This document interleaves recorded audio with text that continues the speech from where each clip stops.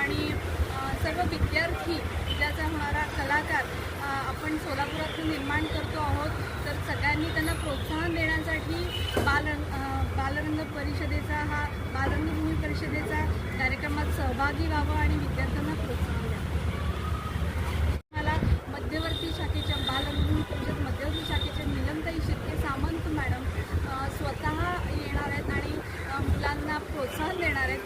तर मी असं सर्वांना आवाहन करते की सर्व पालक, रसिक आणि सर्व विद्यार्थी उद्याचा होणारा कलाकार आपण सोलापुरातून निर्माण करतो आहोत. तर सगळ्यांनी त्यांना प्रोत्साहन देण्यासाठी